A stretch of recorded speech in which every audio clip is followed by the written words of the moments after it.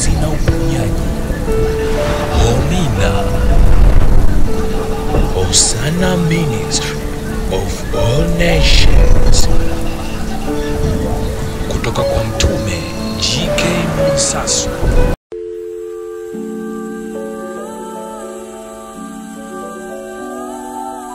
Watu wa Mungu, Kristo amerejea.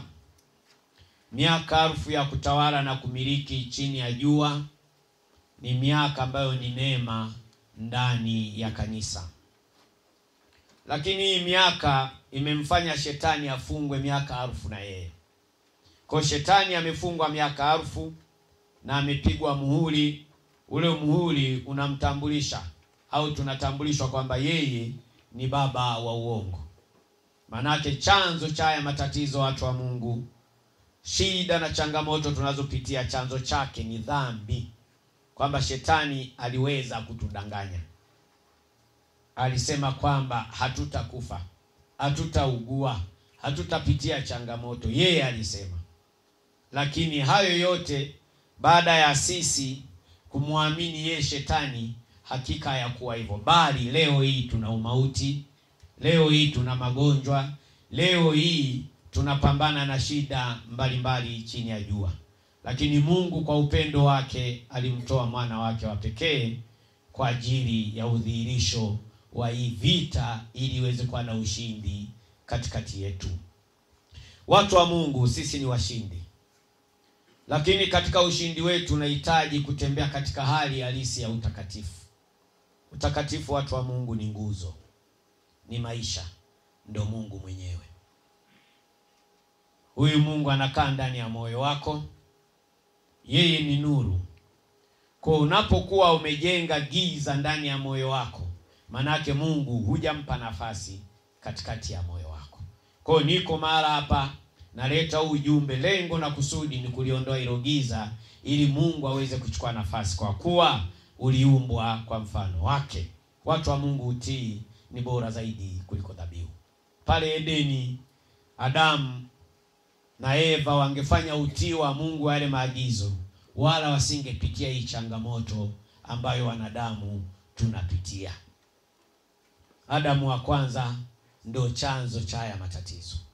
Lakini Mungu kwa kuwa alituumba kwa mfano wake na upendo ulikuwa umejaa katikati yake nasi, aliweza kumtoa mwana wake wa pekee ili aweze kuzaliwa kama mwanadamu, lakini hafe msalabani. Lengo na kusudi ni ukombozi wa hiyo dhambi. Yaani maana yake magonjwa ambayo yalikuwa katikati ya kanisa yasipate nafasi.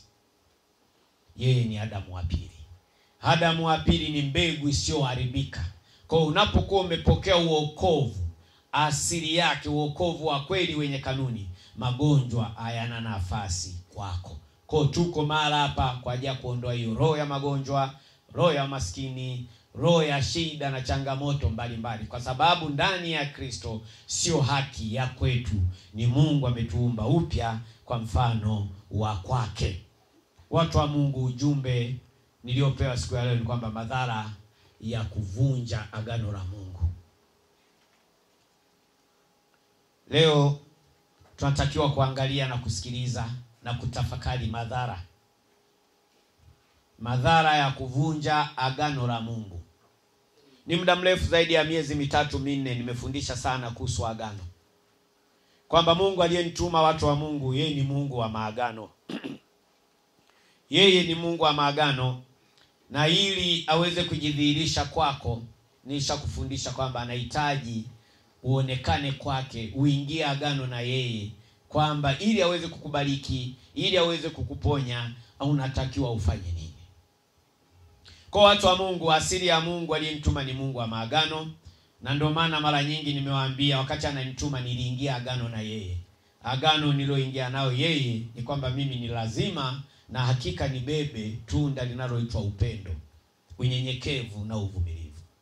Kwamba yeye akishauona moyo wangu umebeba huo mzigo wa hilo tunda ambalo ni upendo, unyenyekevu na uvumilivu, yeye atajifunua.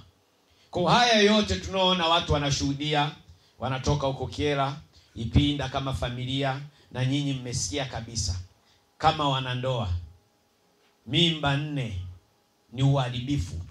Hawajai kulea mtoto. Manake walikuwa na shida na changamoto. Manake yote haya yalibebwa na shetani ndani ya ndoa yao. Lakini leo tunaona wako kwenye hii madhabahu wanamshuhudia Mungu wa Mwansasu kwamba Mungu katenda. Ile mimba ambayo iliingia ndani mwao, hakika mpaka leo hii Mungu kafanya makubwa. Leo wanalea mtoto, yani wana familia. Haleluya. Kwa yote haya ni kwamba Mungu anahitaji agano. Yeye agano lake alisema mahala hapa atajifunua. Kwa matokeo ya yote haya ambao watu wanatoa shuhuda ni kwa sababu pana upendo kwenye hii madhabahu. Kwa ninachowasihi na kuwaomba, hebu tuingie agano. Sasa usipoingia agano ndio kuna madhara sasa. Kuna madhara. Agano ni makubaliano. Agano ni mkataba. Kwa kanisa mara nyingi tunasema Kristo aponye. Ni kwa sababu hatujaingia makubaliano na yeye. Unataka akuponye ili kiwe nini? Leo hii nyinyi mmepewa mtoto. Agano lenu ni nini na huyo mtoto mnataka fanye? Mungu alikotoka, toka neno la Mungu likotoka. Wengi waliopewa familia kama hiyo waliweka agano na Mungu. Kwa hata wewe ukiweko mahali hapa una changamoto, hebu ingia agano. Mwambie Mungu, nina shida ya kutoshika mimba. Mimba zinaporomoka. Sina fedha, biashara hakuna. Mungu atakuuliza, lengo lako ni nini? Ingia agano. Ingia agano. Mwambie nipate mimba.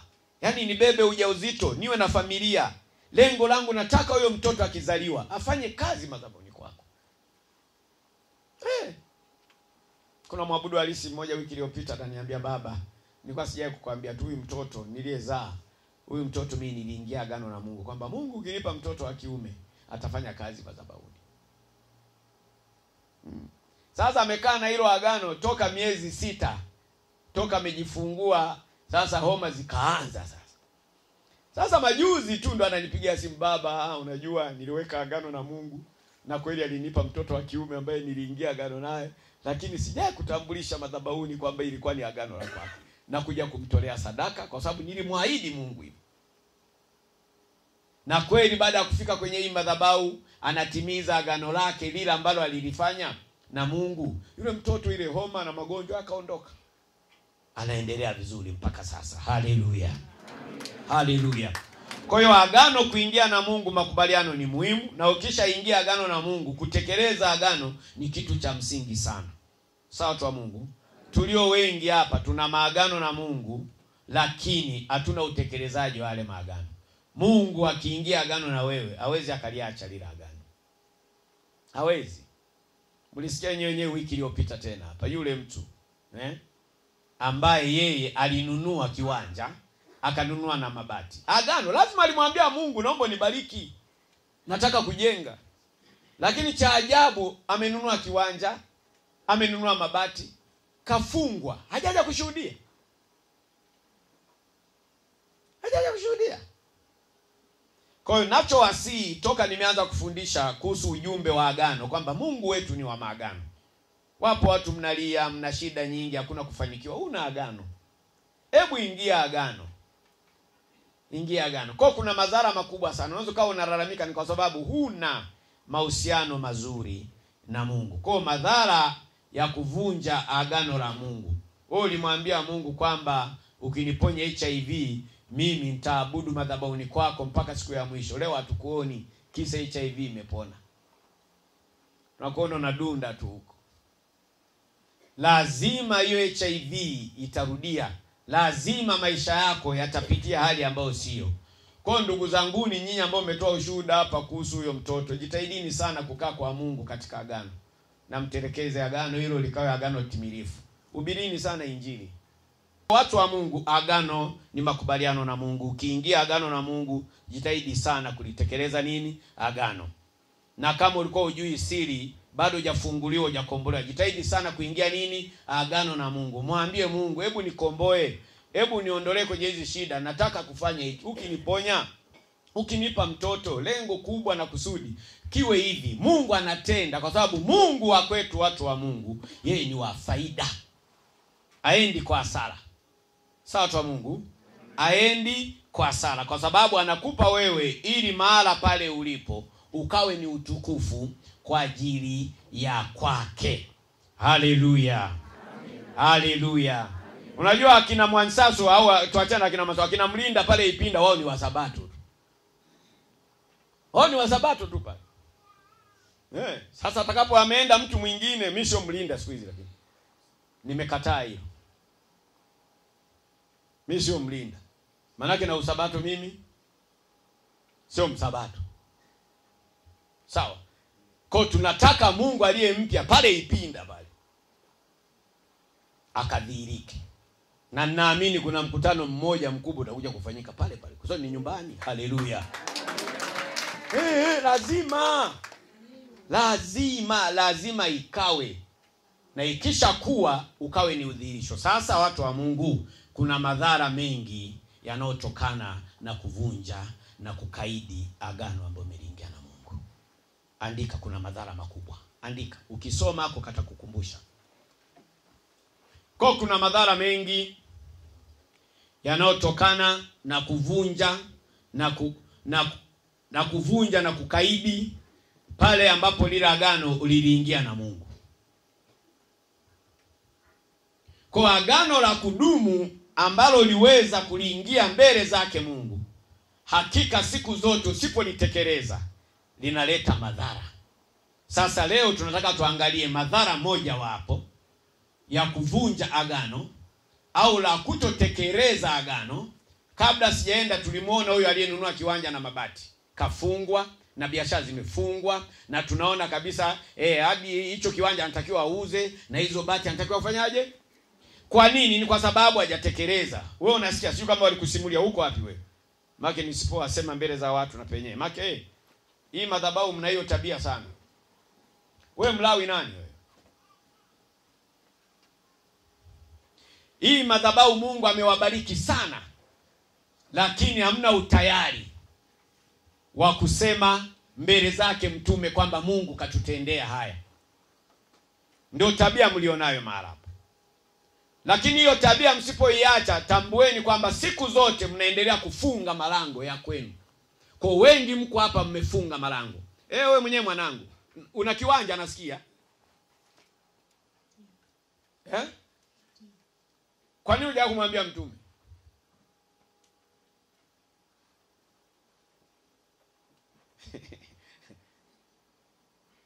Na nikatisha tamaa. Tumekaa siku 152, miezi 5, hakuna madhabahu wanaokaa madhabahuni watu kwa mfumo huu. Mnataka kuniambia watu wamkubalikiwa? Wapi mmekuja kuongea? Hakuna hata mmoja aliyekuja mbele ya mtume kwamba kimefanyika hiki, Mungu kafanya hivi. Wayahudi hao, Wasamaria wametoka Ipinda kuja kushuhudia. Kweli mwanangu, umenua kiwanja, umenua mabati, ukasahau mafundisho nao kufundisha siku zote, maana yake hapo umeshafunga lango, hutajenga. Ndio ibada iliyokuepo siku hiyo. Kuna wengine ambao mlikaa kimya, hebu mjitafakari. Kuna madhara makubwa sana. Rudi. Kuna madhara makubwa sana pale ambapo unakuwa umeondoka nje ya lile agano ambalo liliingia kwake Mungu. Mungu ulimwambia akikupa kitu fulani utafanya hivi, afu wewe kimya. Kuna madhara makubwa. Dhara moja wapo ambalo linatutokea sisi. Maadui zako wanapata nafasi ya kukupiga na kukutawala. Ndio kilichompata huyo binti yangu. Wenyewe mlio wengi wiki iliyopita mlisikia ile Jumapili iliyopita namna gani kilio kilichokuweko mahali. Wamefunga biashara. Na ni wengi mnaendelea kulia, mnataka mpewe na Mungu. Mungu hawezi akawapa kwa sababu mmevunja nini? Agano. Mmevamiwa ni kwa sababu hamjatekeleza nini? Agano.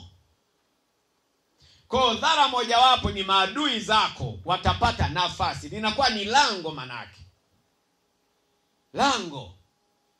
Kwa lango linatokana na wewe kutotekeleza agano ambayo ni makubaliano na yule Mungu ambaye ulimuomba kwamba kubariki, kwamba kisha kubariki utahubiri injili. Wewe umebarikiwa afu injili hujahubiri.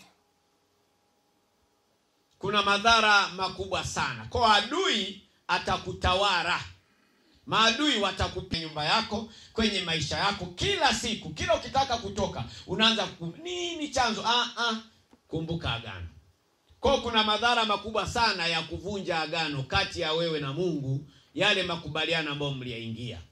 2, utaandamwa na magonjwa ya kila namna. Lazima. Si mmemwona huyu mwenye ushuhuda wa pili? Maana yake toka aliombewa ameponywa akakaa, hata kushuhudia hataki. Msimuone leo hii amerudi kuja kushuhudia hapa, ni kwa sababu hiyo ngoma ilirudia. Wamevutana na dada yake huko. Wewe ukitaka hilo tatizo nenda kashuhudia. Unaona wapi? Hata kumshuhudia Mungu. Kwa shida na changamoto nyingi watu wa Mungu zinaturejea, linakuwa ni lango, ni kwa sababu hatujatembea kwenye agano. Watu wa Mungu, agano ni muhimu sana. Kulinda maagano au makubaliano ni kitu cha msingi sana katika injili ya ufufuo ya Kristo. Kwa utaandamwa na magonjwa ya kila namna. Taandamwa. Yatajaa.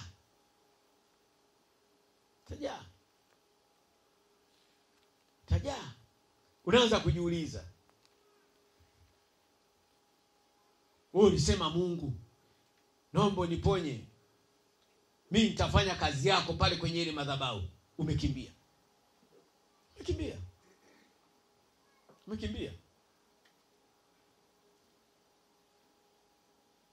Kuna kijana mmoja wananiambia ndugu zake juzi naye alikimbia kwenye hii madhabahu. Lakini alikuwa kijana mzuri tu, vizuri tu. Alikuwa kwenye hii madhabahu.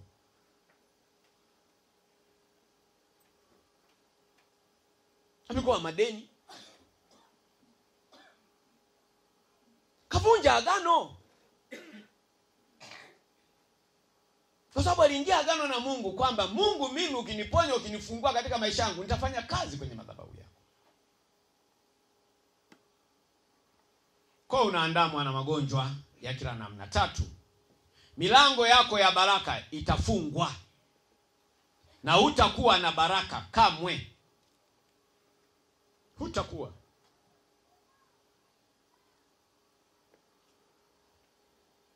Wengi watu biashara zilifunguliwa, wakawa nauza, wakajisahau, fungu la 10 hawatoi. Hawahubiri injili, lakini wakimlilia Mungu, walimuomba Mungu kwamba Mungu, tunaomba ufungue hii biashara ili tujenge ufalme wako wako, tuhubiri injili pamoja na mtume G.K. Mansasu, ili madhabahu yako injili iwafikie walio wengi. Baada ya Mungu kufungulia tu, watu hawajafanya hilo agano. Wamevunja agano. Leo hii wanalia biashara zimefungwa, wateja hakuna. Wanaanza mtume, unajua sasa mtume afanye nini? Unataka mtume afanye nini? Sasa mtume afanye nini? Sio, mkumbuka yule mwingine, yule mwanamama yule ambaye na hivyo watoto walikuwa nakufa hivyo hivyo. Alipokuja hapa akaombea mtoto akakua. Kwani alitaka hata kurudi tena? Sasa akazaa tena mwingine, kakaanza kuugua, akakimbia kuja huku.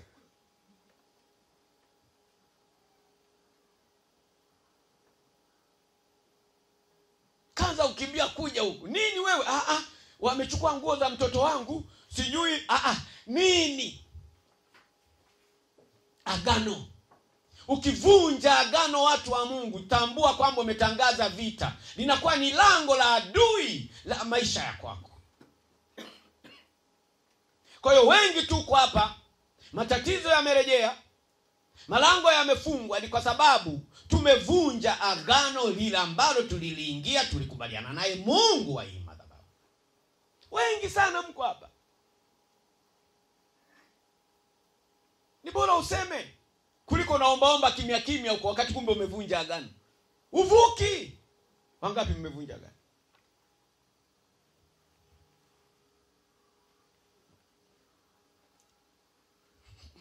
Wote mko vizuri? Mnalinda agano?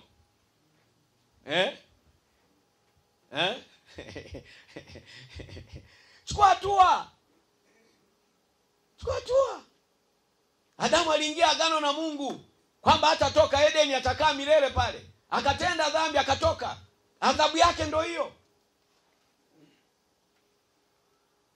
Madhara ya kuvunja agano la Mungu.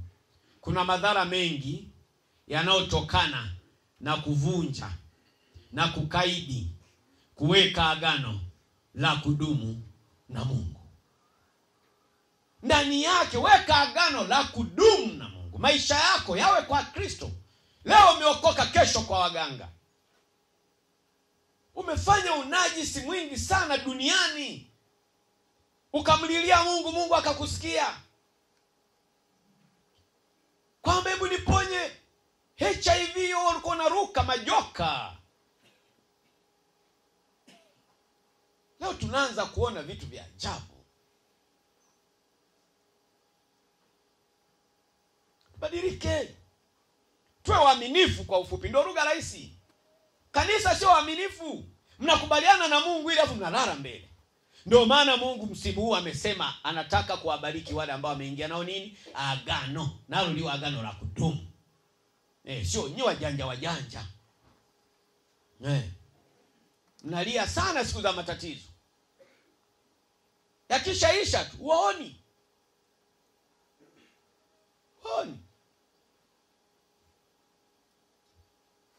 Hata kimwili, kidunia. Ukivunja mkataba unalipa. Ni adhabu. Agano ni mkataba, ni makubaliano ya kisheria haya. Mbingu zinatambua. Mimi na hiyo dhamana. Niko mara hapa, mbingu zinanitambua. Anenena si mie. Agano. Mungu analinda sana agano. Anaheshimu sana agano. Ila sisi wanadamu ndo shida. Watu mko hapa, narudia tena. Mko hapa. Tumekaa siku 152. Kweli hamkubarikiwa nyinyi watu? Mbona hatuoni? Kuhubiri injili kwenye kwa shida.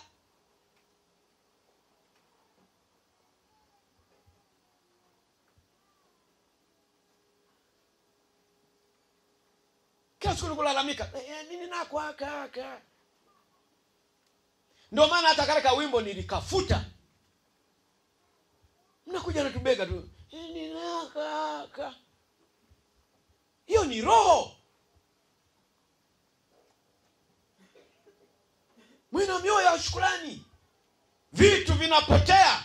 Biashara zinaanguka, zinarudi nyuma. Ni kwa sababu umevunja agano. Mlikubaliana nini na Mungu? Kila mtu kajitafakari. Wakati unakuja mahali hapa, makubaliano yako na Mungu ni yepi? Na kama ukuwa nayo, ingia agano kuanzia sasa.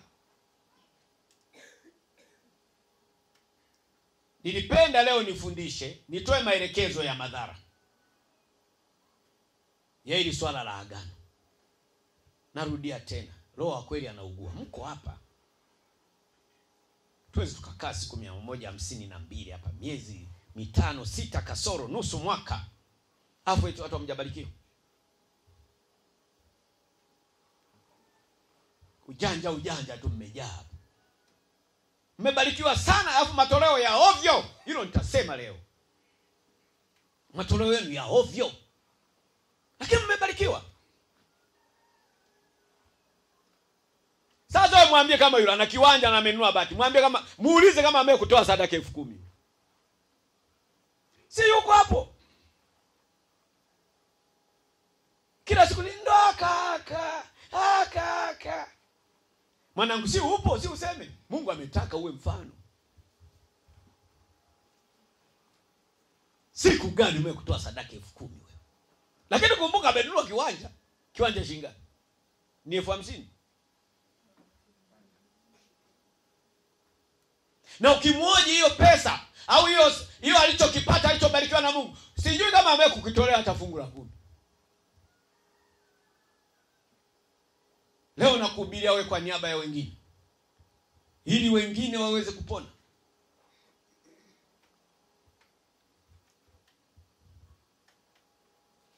Mko hapa mmebarikiwa sana kupitia hii madhabahu. Wiki iliyopita kuna mama mmoja nitaka nimsimamishe hapa nimseme sana. Lakini kakuta siku amekuja hapa amepiga pamba je kutokea. Nilikuwa nakuvizia mimi wewe huko wapi? Wewe nani wewe, nilikuuliza juzi kwamba mbona wiki unapendeza? Ukujua tu. Huko wapi? Simama. Wewe mwenye hebu njoo. Wewe huyu. Nilikuwa namvizia wiki iliyopita huyu. Acha huyu.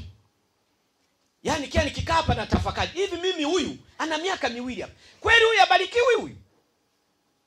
Nikulia tu watoto wengi, bala wewe weki, familia ieleweki. Unaona sasa anapopiga pamba. Unaona anapopendeza. Haleluya. Si unamwona? Mwanangu vipi? Anashindwa kufunguka kwamba kweli Mungu wa Mwansasu katenda. Mimi sikwaje. Anashindwa huyu. Anashindwa. Mno kaa wote. Alikuwa hivi huyu. Yaani nilifika sehemu nilikuwa nafunga, yani naomba Mungu, huyu mwanangu ana shida gani, ana changamoto gani? Lakini siku nimekuja nakuvizia ukujua tu. Hapo nikakuta umepigilia hapa na nikamwambia kwa hilo leo umeniweza leo. Haleluya. Haleluya. Mwanangu kweli umebadilika, naamini nyumba yako imebadilika eti. Haleluya. Kaa. Kwa watu wa Mungu, hii madhabahu hii hai. Watu mnabarikiwa sana, lakini hamna ule utii, hamumpendi Mungu wa mara hapa. Na hiyo mnafunga malango kila siku, amwendi mbele zaidi, ni kwa sababu mnavunja agano la kwake Mungu. Nasema ukweli. Namna ya kuhubiri injili hapa pako ovyo. Mnajitazama nyinyi. Tazama nyinyi. Tasia mtume safari nimejenga nyumba nzuri. Nikikuangalia matoleo yako. Leo tasema na kusema, lakini mimi leo nakufungua. Kwa sababu kuna mahala lazima palianza kufanyaje kukwama. Ni Mungu amesema niwaambie. Wengi watu hapo tasikia mtume safari acha. Nina kazi. Kwa mfano kuna vijana wako hii madhabahu. Hakuna kijana ambaye hajafunguliwa hajabarikiwa hii madhabahu. Sasa maisha wanaoyaishi huko sasa ni changamoto. Yaani wakishika pesa ni shughuli. Hapa hakuna kijana, hapa hakuna. Wako hapa. Wewe ambao hujabarikiwa, hujafunguliwa, unyoshe mkono tukuone. Nitakukosolea hapa kwa sababu mimi wote nawafahamu. Watu wanaangalia chini.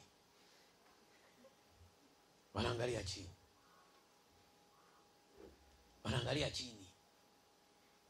Tubadilike. Tunajikwamisha wenyewe.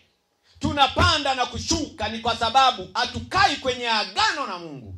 Tuwe na hofu, tuipende kazi ya Mungu. Mungu aliyenituma, yeye ni mfanyabiashara, ni wa faida. Anapokupa wewe anataka kuona kazi yake ikiendelea. Anawekeza.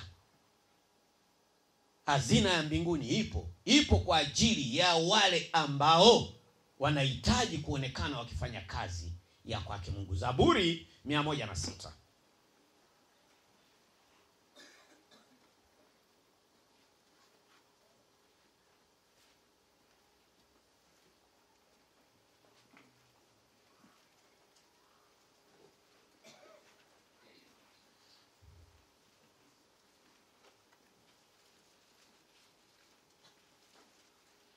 Kwa kuna madhara mengi sana watu wa Mungu yanayotokana na kuvunja na kukaidi kuweka agano la kudumu na Mungu. Kukaidi.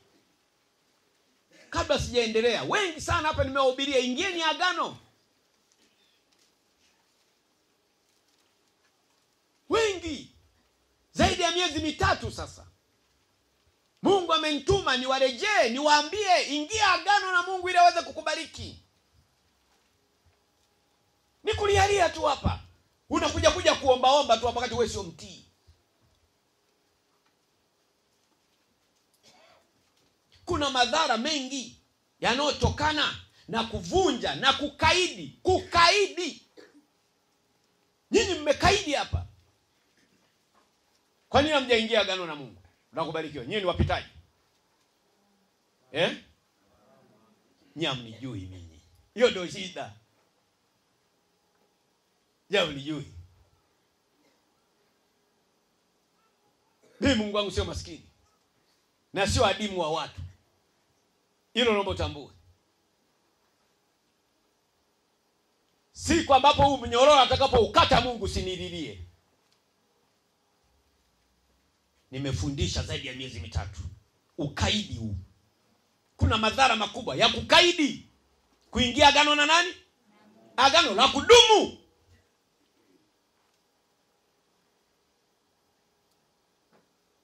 Naona Roho Mtakatifu ananikumbusha tusiende mbele kwanza. Ananiambia hawa watu. Madhabahu yote mnayoiona ndani ya miezi mitatu, walioingia agano la kudumu na Mungu ni watu 6 tu. Msemkalia. Mimi sina shida na waumini. Ili mjue kiburi changu. Mungu wangu sio wa hivyo. Utatoka wewe, atakuja mwingine anayejua thamani.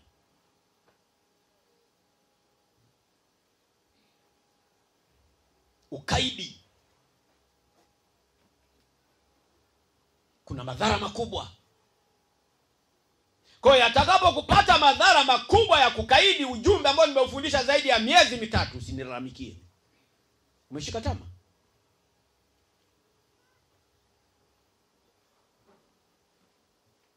Kwa Kinyakyusa wanasema Kiara mfiere. Niwape siri, Kiara mfiere. Unajua nyinyi mnajidai, mnajiona ni nyinyi kwa sababu mko hapa. Kuna watu wengi wako huko aje kutokea, wanaotaka kuingia hapa. Na akiamua Mungu nyinyi mnatolewa wote, afu anaingiza wapi leo hii?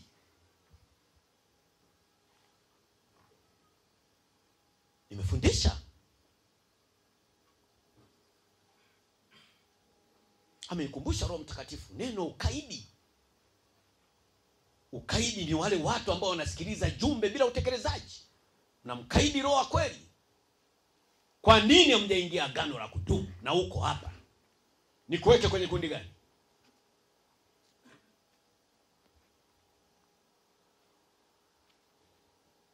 Nianze kuchambua kwamba unapotaka kuombewa bila kuangalia sura ndio mnayoyataka.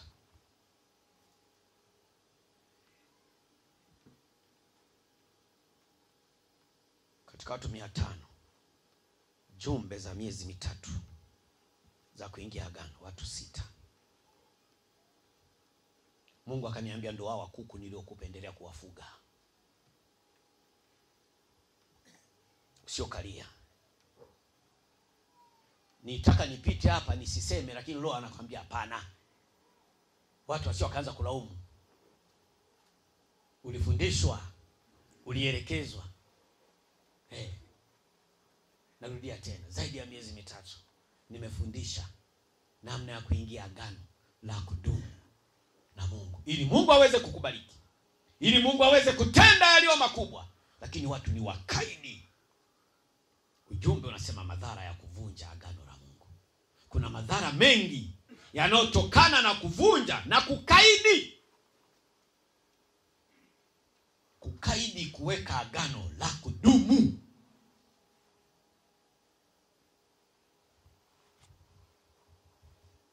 Tutaenda tu pale.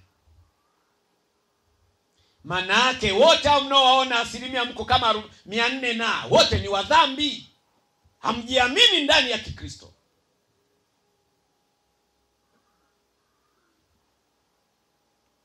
Wana wa kupotea.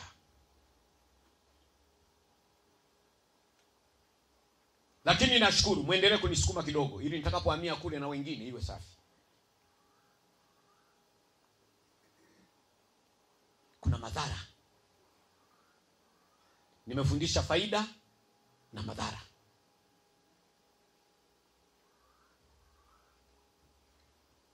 Watu 400 na watu 6 ndani ya miezi mitatu ndio wametii kuingia agano la kudumu na Mungu.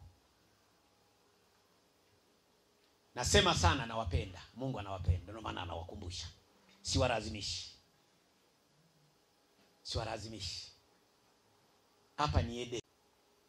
Maadui zako watapata nafasi ya kukupiga na kukutawala. Hayo ni madhara. Mtaandamwa na magonjwa ya kila namna. Ndio maana shida ziishaje nyinyi? Ni wakaidi. Mko hapa ni wakaidi.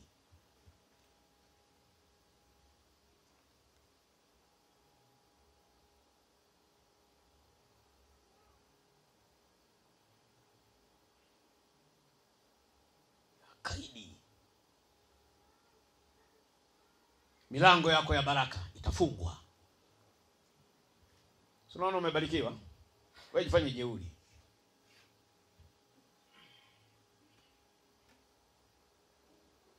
Fanye jeuri.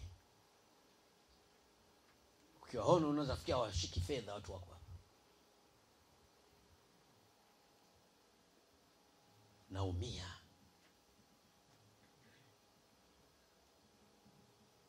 Silete masiara siku 150 na huko kwenye madhabahu. Unataka mtu atoke. Yete inaonekana mtu hamna aliyetoka. We. Kwa mimi muongo. Kama mimi muongo si muondoke.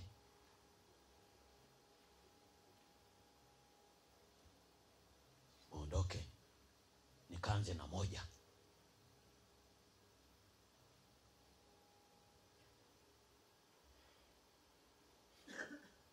Malango yako ya baraka yatafungwa kwa sababu ya ukaidi.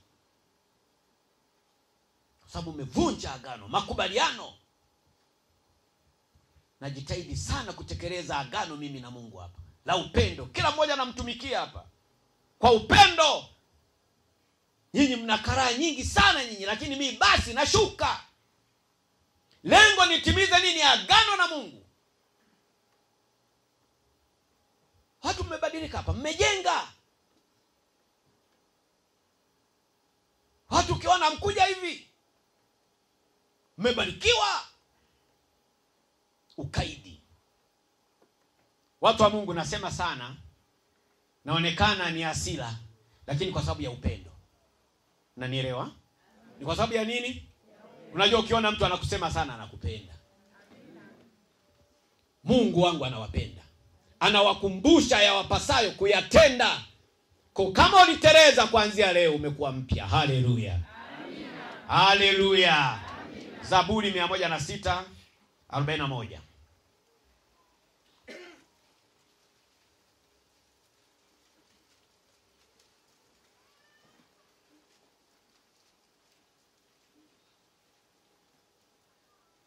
Akawatia mikononi mwa mataifa.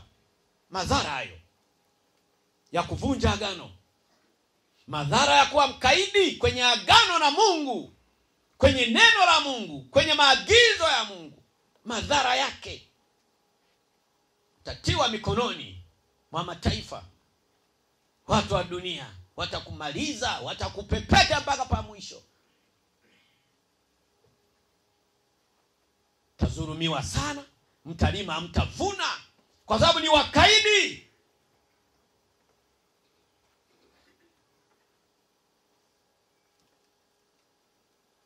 Akawatia mikononi mwa mataifa. Nao aliwachukia, akawatawara. Aliwachukia. Mtu wa Mungu. Mungu akisema kuache, Mungu aumina. Mungu amtume JK Mwansasu. Bwana wewe ni mpira wa kona bwana wewe. Hebu kumbuka ulikotoka bwana, acha ukaidi bwana wewe. Usisahau bwana mlikotoka nyinyi.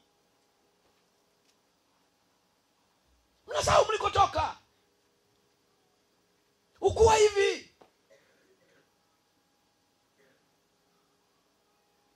Ukuwa hivi.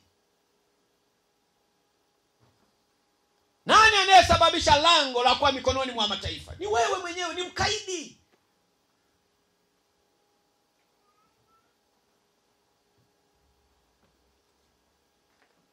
Anenena si mie. Ni yule Roho wa kweli wa Mungu aliyemfufua Kristo. Anakujua vyema. Akuonei. Ukiona watu unawasema wanaangalia chini, hiyo imefika jiwe hilo nga.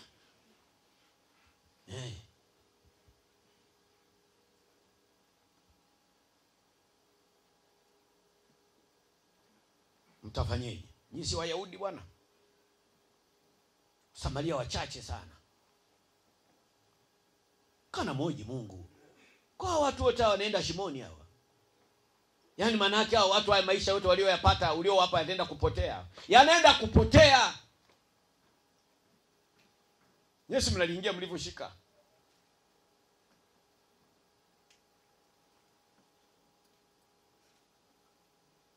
Kuna siku hata hela ya saruni hutapata.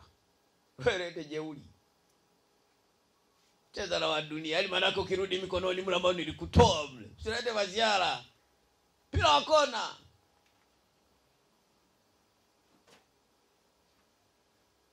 Pila wakona.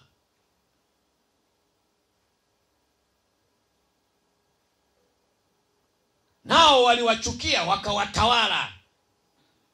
Hayo ulioyapata usifikiri wanafurahi huko. Wewe ngoja urudi tena mikononi mwao.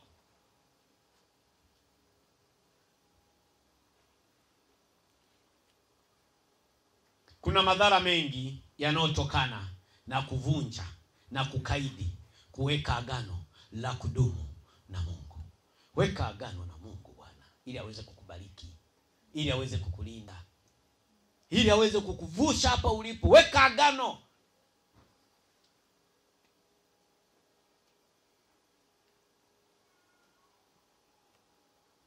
Dhara mojawapo, maadui zako watapata nafasi ya kukupiga na kukutawala kwa chini ya sheria wewe. Huku wendi na mnatiaga huruma, na mkao mnatia huruma, si Mungu mnakuja hapo. Ngoja niwachungulie huko. Wakati mnaingia hii madhabahu. Kama mnatia huruma.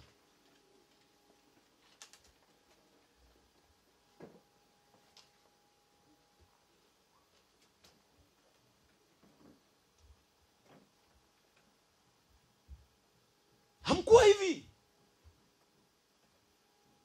Hamkuwa hivi. Mimi sina injili nyepesi, mimi ni mtume. Hata mniangalie. Mimi nitahubiria hata jiwe. Jitathmini ulikuwa hivyo. Ni ukaidi.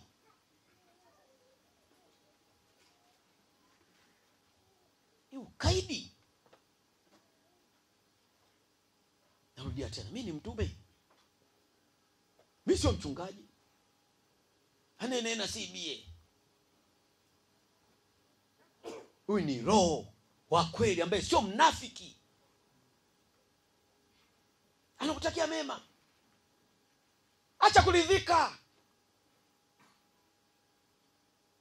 Acha kuridhika.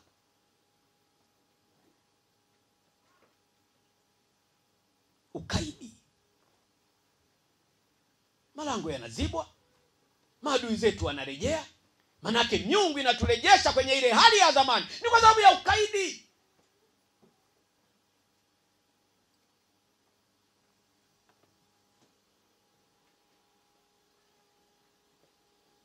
Ukibeba hii roho ya ukaidi, adui kwake inakuwa ni nafasi. Manake unakuwa umeachilia lango. Lugha rahisi, tuache kujisahau watu wa Mungu. Tuache kujisahau. Kumbuka ulikotoka. Siku zote kwenye maisha usipokumbuka ulikotoka huwezi kufika unakoenda. Na ndio shida ya hii ngozi.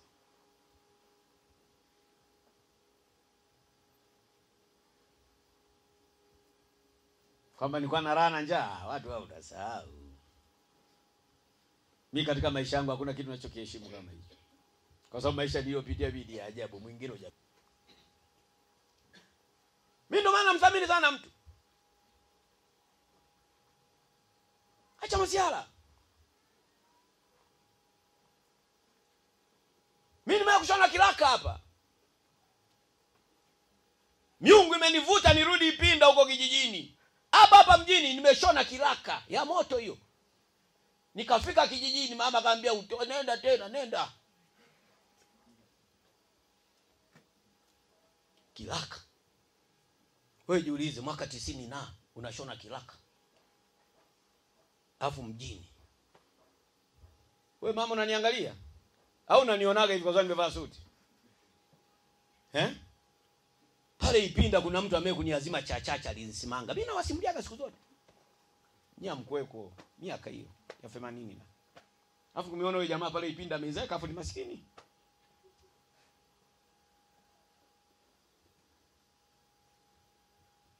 Kumbuka siku zote ulikotoka. Wewe ukitaka uvuke ya maisha, kumbuka ulikotoka. Na usiridhike kila siku jione mpya kwamba si yule.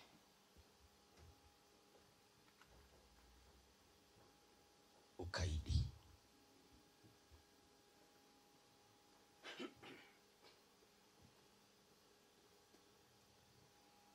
Madhara. Vyote mlivyovuna vitaondoka.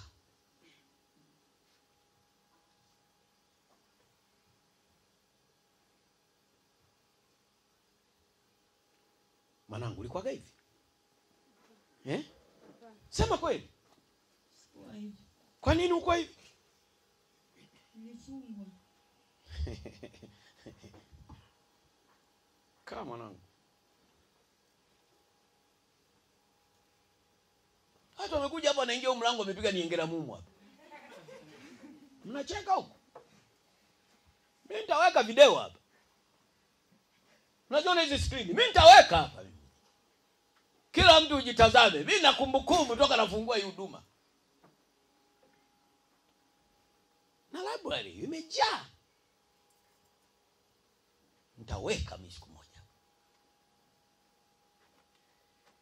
Uone kama ulikuwa hivyo. Umevaa kaboka, kumbe ulikuwa ndo maisha. Sasa masiara. Umekaa chini hapa. Nini? Ulikuwa hivi? Hapana. Mlembo wako alikuwa hivi? Ulikuwa hivi. Ila Ulikuwa na hali mbaya sana. Ulikuwa na hali mbaya. Tulikuwa na hali mbaya sana. Tulikuwa na hali mbaya sana wakati tunaingia kwenye hii madhabahu. Haya bwana.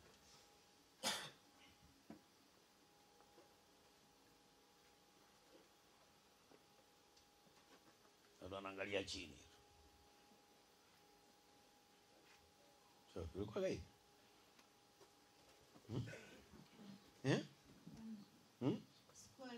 Wewe mwenye kesi ya leo, wewe simama. Unajua una kesi kubwa sana wewe. Wewe ulikuwa hivi? Alafu naegemea mti.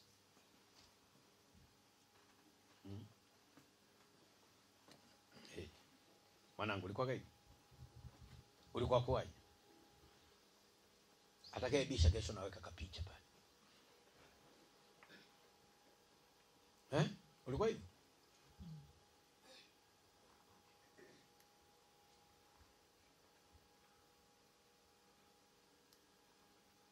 Wanaogopa nitamtaja mwingine. Wewe Wanyombo ulikuwa hivi?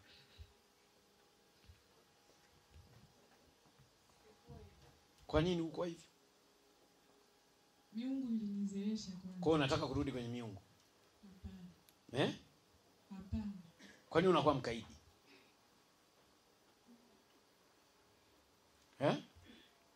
Kwa nini unakuwa mkaidi?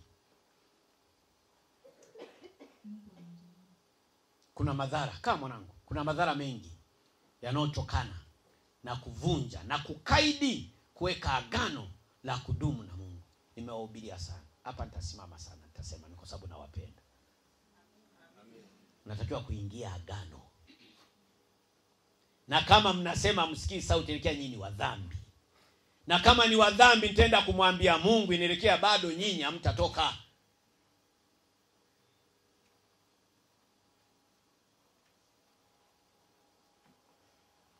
Unaniangalia?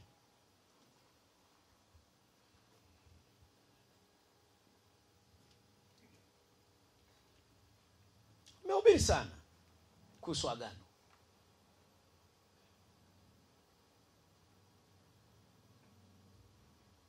Mhubiri sana.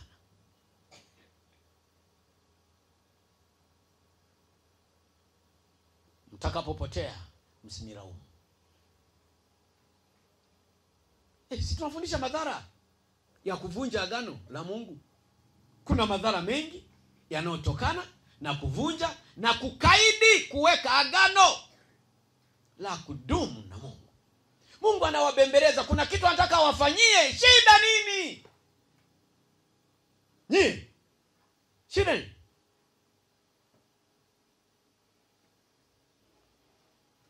wewe mama, shida ni wewe mwenye miwani wewe. Mwalimu mstaafu, shida ni uingie agano, shida ni shida haipo, ila bado na niko mbioni kwenda kufuatilia mafao yangu. Naambia shida nini kuingia agano? Haipo shida. Kwa mafao yatatoka? Yatatoka nikikaza na kwenda kudai. Haya. Nafundisha agano. Mungu aweza akakuongezea kingine wakati kuna kingine umekaidi kufanya kwake.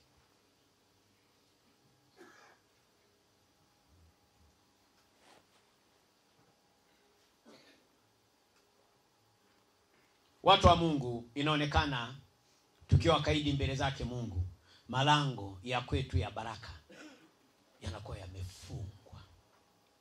Kwa hii kaidi tulionao tunasababisha malango yetu ya kubarikiwa yafungwe. Manake kila siku wateja wataendelea kupungua. Tumevuna mara moja, tutavuna tena.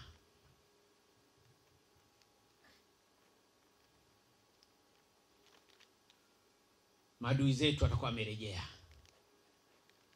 wamesimama katikati yetu, akawatia mikononi mwa mataifa. Manake Mungu alijitenga nao wale ambao walikuwa kwake. Tuko mmeelewa ile andiko? Yaani manake Mungu si alikuwa pamoja na wewe. Sasa Mungu akikuchoka kulingana na ukaidi wako, atakaa wapi? Pembeni. Na akikaa pembeni, adui wa kwako wa zamani huyo. Unanichungulia, unafikiri niko mbozi mimi?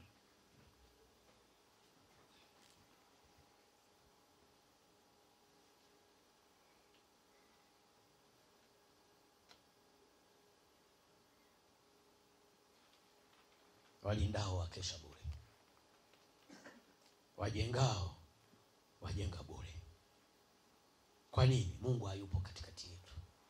Watu wa Mungu, mambo tuliyofanya kwa muda wote kumshughulikia ushetani, Mungu akituacha,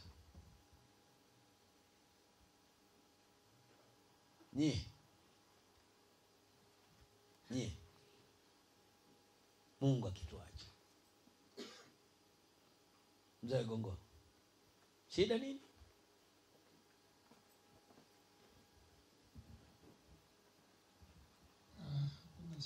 Hakuna shida. Amina. Mungu akijitenga nasi kuna madhara makubwa sana. Tumeharibu sana. Tumeharibu ufalme wa upande wa pili. Ni kweli ufalme umeondoka, lakini tukirudi kwenye dhambi, hakika alisema atakaporudi anarudi na wengine wangapi? Kama ka HIV kalikuwa kadogo.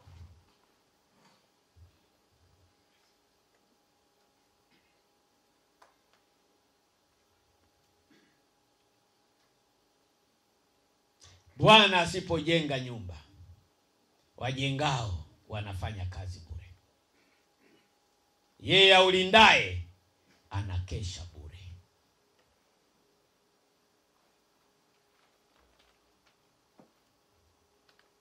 Malango ya baraka yatafungwa.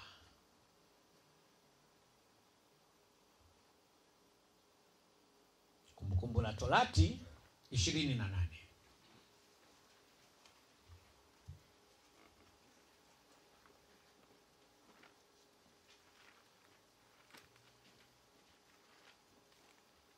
Kumbukumbu la Torati 28. Mstari wa 27. Tutaka tuangalie madhara yatakao tupata. Tusilaumiane. Siwatishi. Mimi napitia ujumbe. Hili ni neno, ndio Mungu anenena na nyinyi.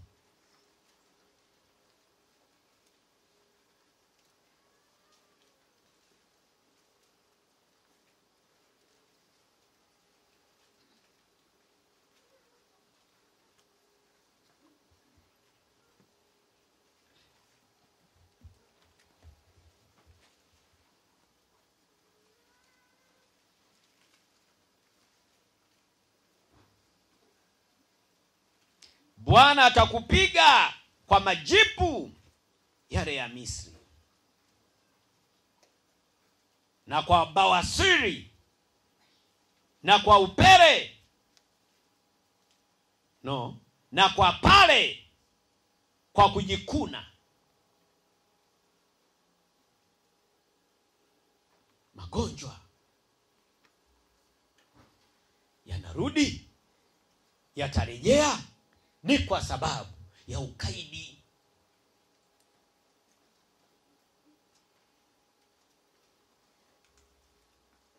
Bwana atakupiga kwa majipu ya Misri, utarudi utumwani. Wenzetu ambao hawajaokoka, magonjwa ni asili yao. Kuna magonjwa watu wa Mungu, kwa uokovu wako wote ambao umekaa kwenye hii madhabahu, yamepita tu huko, hayakukuta wewe na familia. Ni kwa sababu ulimkati mwanani wa Yesu. Ndio maana yake ulinzi. Neno ukaidi linasimama kwamba Mungu akijiamua kujitenga pamoja na sisi, tutalia.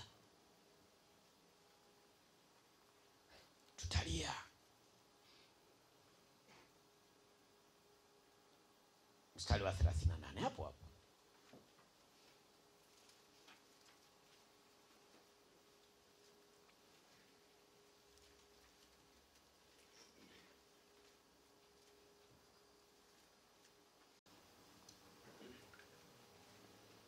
Ukaidi. Mungu anajitenga pamoja na wewe. Leo umejisahau, ni kwa sababu tayari umeshabarikiwa.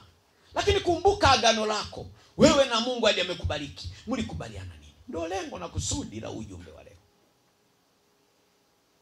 Lakini kuna vingi utavikosa, hutavipata hata kama utaendelea kuomba kila siku mara hapa. Ni kwa sababu umekaidi kuingia agano la kudumu mbele zake Mungu.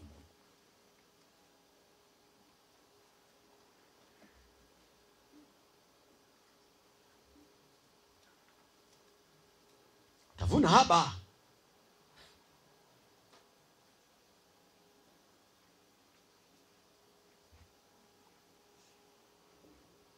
Sio ni watu huko wanafilisika, walikuwa matajiri, mara wanaomba bagia.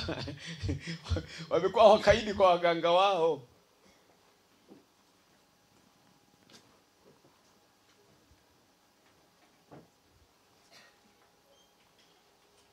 Mtu alikuwa tajiri. Kwani maana ukosea masharti nini? Alikuwa anaambia usifanye hiki, yake amefanya. Hapo unaona jamaa wale anaomba nini bagia?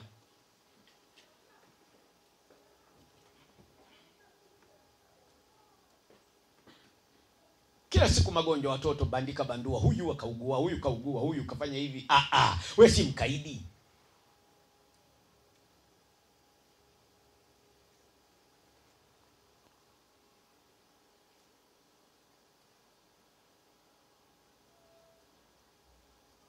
Kuna madhara mengi yanayotokana na kuvunja na kukaidi kuweka agano la kudumu na Mungu.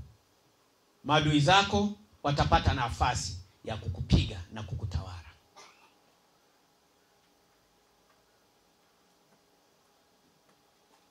Tunaposema unafunguliwa, tunamaanisha upo jela. Kirudi tena jela, tena anajua wewe ni jeuri, umewahi kukimbia. Tafungwa minyororo, na nafunga ile minyororo, usilete masiala.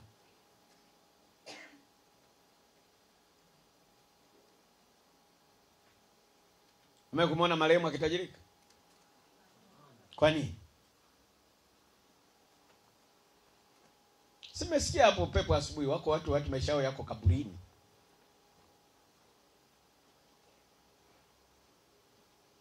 Visiwa gani sijui huko.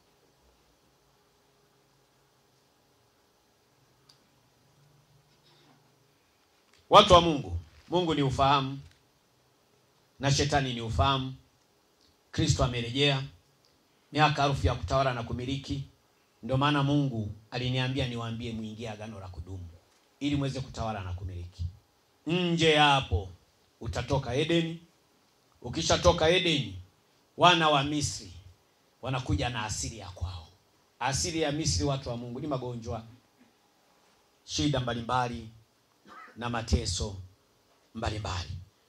Kwa ili tuondokane na hivyo, hakika tujaribu sana kwa watii. Mbegu nyingi utazichukua nje ya shambani, lakini utavuna haba, kwa kuwa zingewazalia hakuna matokeo.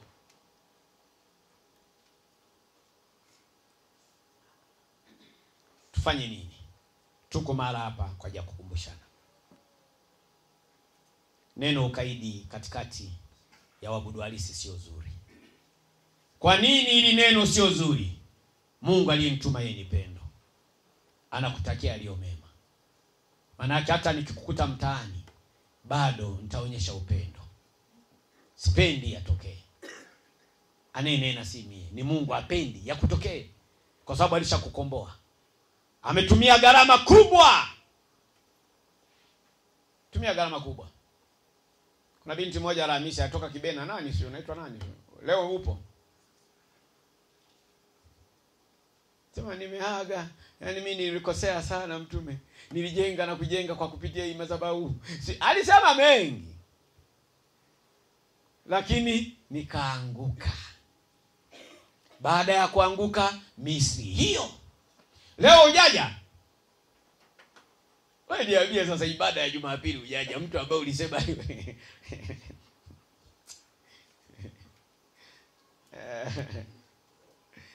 hatari.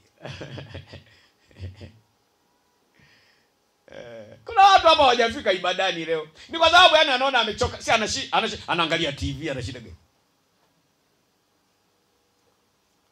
Ana uhakika jioni mboga ipo.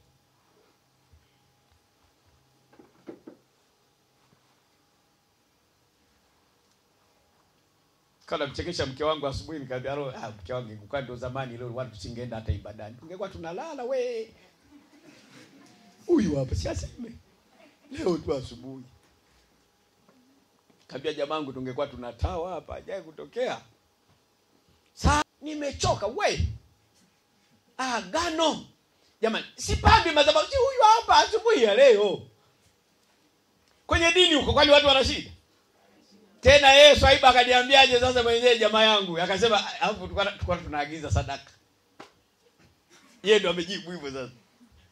Akaambia kweli jamaa yangu, hapo tungeagiza nini? Jamani, sipambi si huyu leo hii. Kuna watu leo wajaja madhabahuni hapa wanaangalia nini? TV. Kisa wamenunua nini? TV. Sasa wakiachiwa huru watu wa Misri, mvua inyesha fulani itakuja. Ngambangandanda. Kameungua mtume ni fundi wa TV. Lini nimekuwa tangazia kwamba mimi ni fundi wa TV? Aseme kuna siku mimi nimwambia ni fundi wa TV. Sasa unanipiga TV yako imeungua, unanipiga mimi nifanye nini? Anawakumbusha tuache kujisahau. Watu wana uhakika wa kula. Hivi wewe kweli ibada kama hii wewe mwabudu halisi wape eti uji umelala tu nyumbani?